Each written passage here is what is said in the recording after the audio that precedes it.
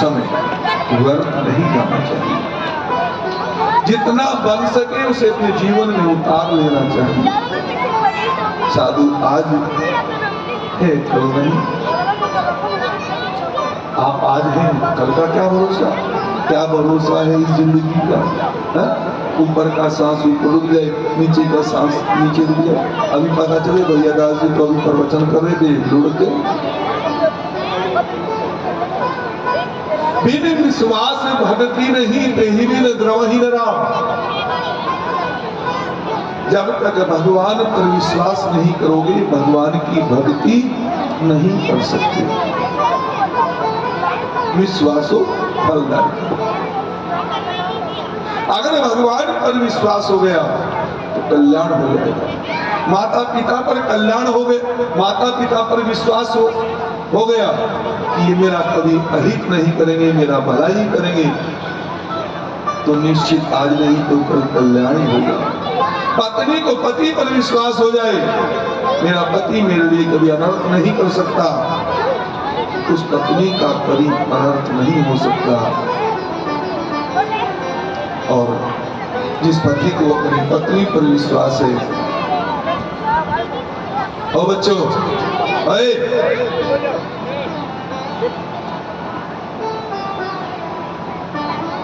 हमारी मम्मी ने ढोल बजवाया था तुम्हारे लिए।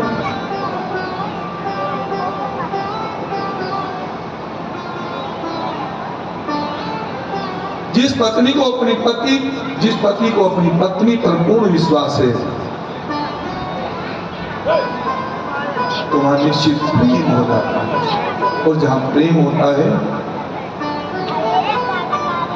उस परिवार में सदैव भगवान की कृपा बरसती है। इसलिए कहा है कि बिन विश्वास भक्ति नहीं, बिना विश्वास के भक्ति नहीं हो सकती, यानी कि प्रेम नहीं हो सकता जिससे तुम करना चाहते हो। बिन विश्वास भक्ति नहीं तेहि बिन द्रवहि न राम। जब तक विश्वास नहीं होगा तो भक्ति नहीं होगी, और भक्ति नहीं होगी तो भगवान द्रवित नहीं होंगे। द्रवित यानी कि प्रसन्न नहीं होंगे, और जब राम जी प्रसन्न नहीं होंगे, राम जी की कृपा नहीं मिलेगी। कल भी तुम्हें बार बार बताया गया कि कृपा मतलब खूब सारा धन मिल जाए, ये कृपा नहीं है। जितने भी भगवान के सच्चे भक्त बने हैं, उनके पास धन हुआ ही नहीं कभी। उन्होंने तो जीवन में कष्ट ही उठाया है। कल आपको कथा में बताया था कितने भक्तों का उदाहरण दिया था जो भगवान के सच्चे भक्त थे, जिनके लिए भगवान खंबे से प्रकट हो गए, जिनके लिए भगवान जहर में से प्रकट हो गए, जिनके लिए भगवान जहरीले सर्पों में से प्रकट हो गए। उन्होंने कष्ट ही उठाया। विदुर भगवान के सच्चे भक्त थे। विदुरानी के पास मात्र एक रोटी,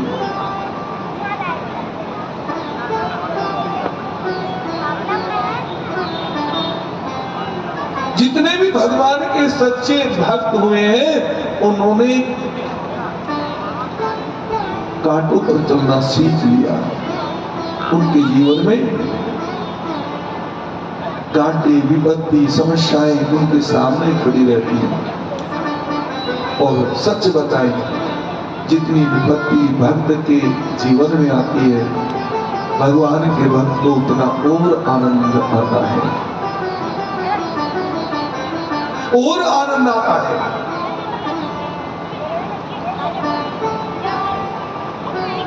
भगवान अपने भक्तों के आंसू देखकर खुद भी आंसू बहाते हैं। भगवान अपने भक्तों के आंसू देखकर प्रसन्न नहीं होते। भगवान अपने भक्तों के आंसू देखकर दुखी होते हैं। अब तुम कहोगे कि जब वो भगवान के भक्त हैं और भगवान उनको देखकर दुखी हो रहे हैं, तो फिर भगवान उनका दुख क्यों नहीं काट देते? इस दुख को तो क्षण भर में मिटा देंगे वो। परंतु भगवान चाहते हैं इसी जन्म में अपने भक्त को अपने लोक में ले आओ, और उस लोक में जब जाएगा जीव, जब प्रारब्ध को भोग लेगा, क्योंकि वो न्यायकारी है, जो जैसा करके आया है वैसा उसको भोगना ही पड़ेगा। परंतु भगवान की कृपा से जो भगवान की शरण में रहता है, जिसको 10 डंडे खाने हैं, उसको 1 डंडे में ही काम चल जाएगा। जिन लोगों के ऊपर संकट आ रहे हैं वो भगवान की शरण में है, भगवान का बहुत भजन पूजा करते हैं, और संकट आ रहे हैं तो समझ लेना संकट आ नहीं रहे हैं, संकट जा रहे हैं। इतना करने के बाद भी जब आपकी नजर में संकट आ रहे हैं, तो अगर आप भगवान का भजन ना करते, भगवान की भक्ति ना करते, तो कितने संकट होते, उस दशा को याद करो। भगवान तो बड़े दयालु है, अपना मान रहे न रहे, पर भक्त का मान न टल के देखा। भगवान अपने लिए सब कुछ सहन कर लेते हैं, परंतु अपने भक्तों के लिए तो नियम बदल देते हैं।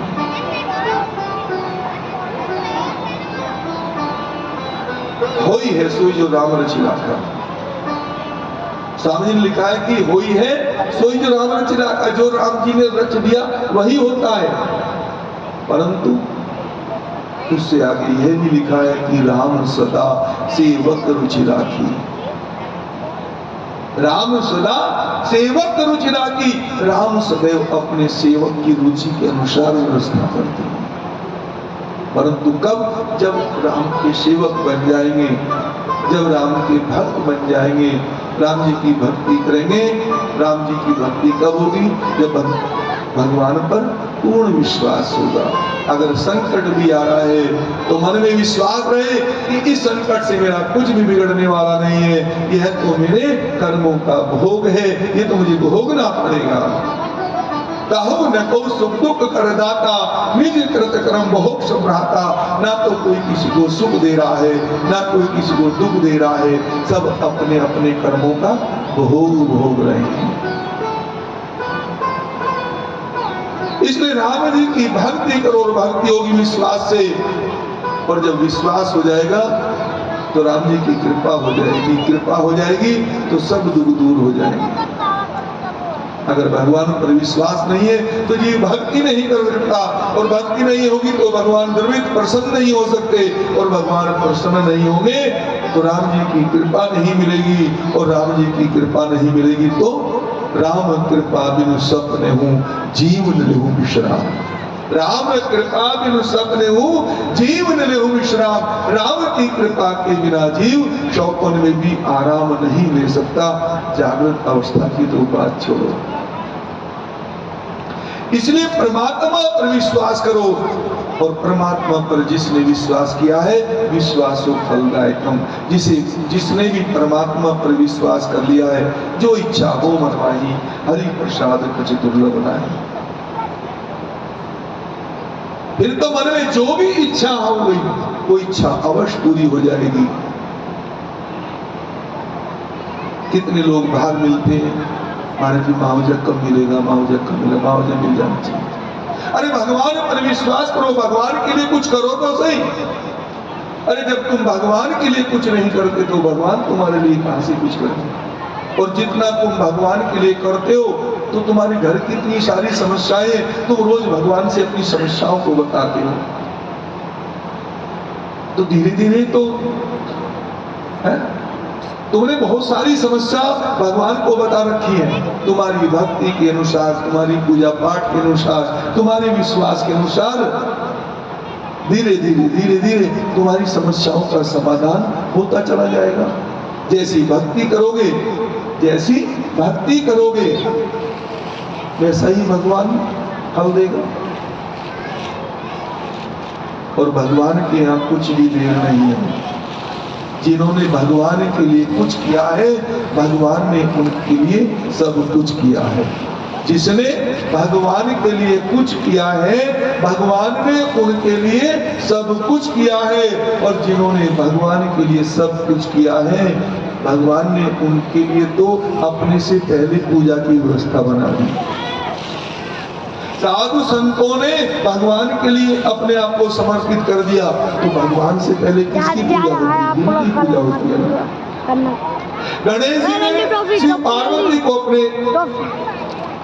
शिव पार्वती के लिए अपने आप को समर्पित कर दिया, तो सबसे पहले किसकी पूजा होती है? गणेश जी की। और गणेश जी से भी पहले किसकी पूजा होती है? गुरु की।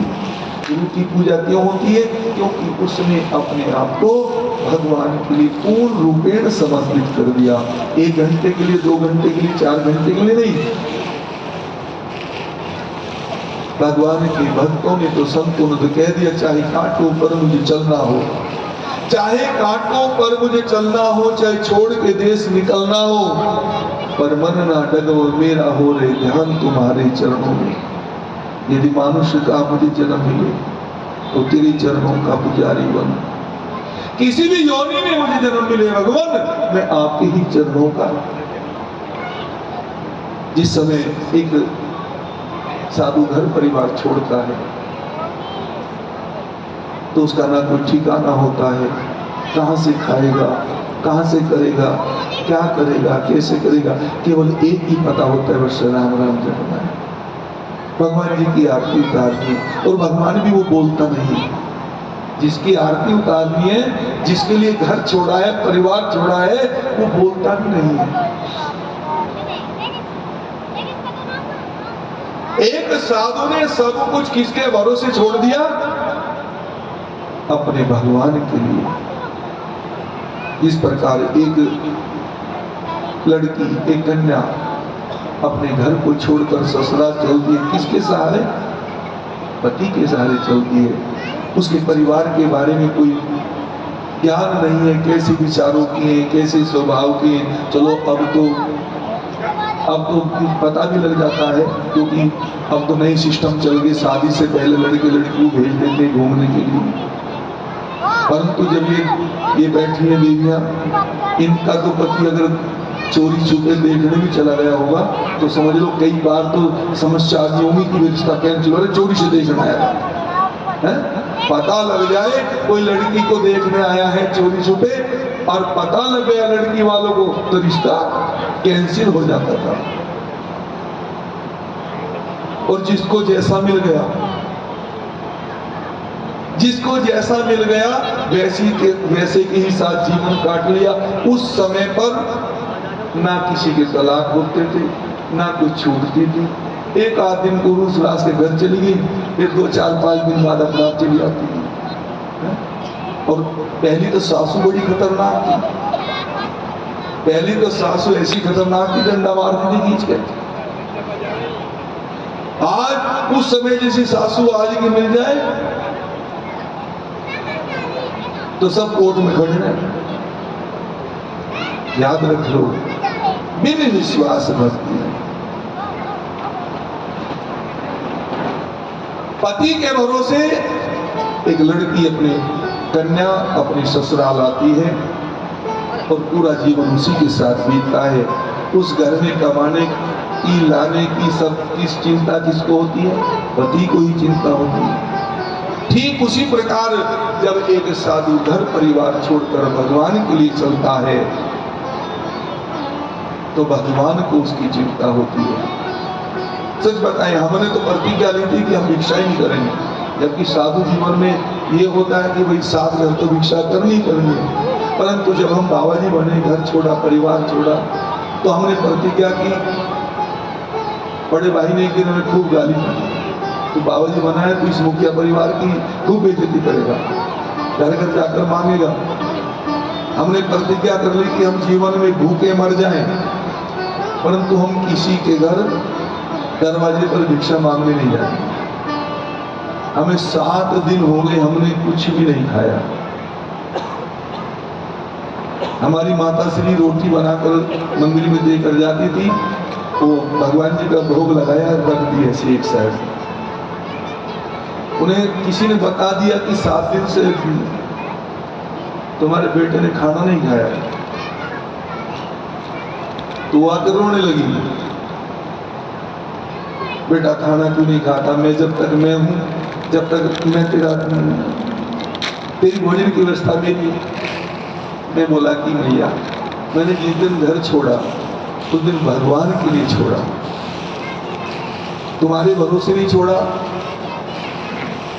भाइयों के भरोसे नहीं छोड़ा, गांव वालों के भरोसे नहीं छोड़ा, भगवान के लिए छोड़ा। भगवान मेरी व्यवस्था करेगा।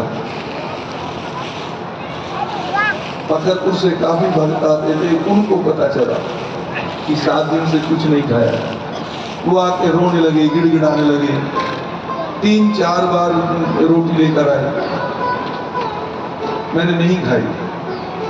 फिर आखिर उन्होंने बहुत प्रार्थना करी कि महाराज जब तक हमारे घर में सांस है, तुम घर का नहीं खाते तो हम व्यवस्था करेंगे। जैसे भी कहोगे, यहाँ कहोगे यहाँ बनाएंगे, घर से कहोगे घर से। तो भगवान की कृपा, हमने ऐसे ऐसे दिन देखे, 15-15 दिन यात्रा में चले गए, 15 दिन तक हमें कुछ भी खाने को नहीं मिला। भिक्षा हमने नहीं करी और खाने को किसी ने पूछा नहीं और हमने खाया नहीं। परंतु भगवान की कृपा, मात्र नर्मदा का जल पीते थे, माँ तू जाने तेरा काम। और माँ ने 15 दिन की परीक्षा के बाद में जो आनंद बरसाया है, वो आनंद आज तक समाप्त नहीं हुआ। वाह यार।